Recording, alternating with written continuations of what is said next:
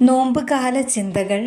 ഈശോയുടെ പീഡാസഹനത്തിന് ഏൽപ്പിച്ചു കൊടുക്കുന്നതിന് മുൻപ് ശിഷ്യനും സ്നേഹിതനുമായ യൂദാസ് കറിയോത്തയുടെ ചുംബനം യേശുവിൻ്റെ ഹൃദയത്തെ വളരെയധികം വേദനിപ്പിച്ചു.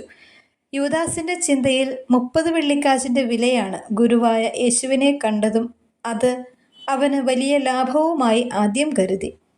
എന്നാൽ പിന്നെ പണം കയ്യിലെത്തിയ സമയം മുതൽ ആ പണത്തിൻ്റെ രക്തഗന്ധം അവൻ്റെ ഹൃദയത്തിന് വളരെയധികം ആത്മപീഡനമേൽക്കേണ്ടി വന്നു.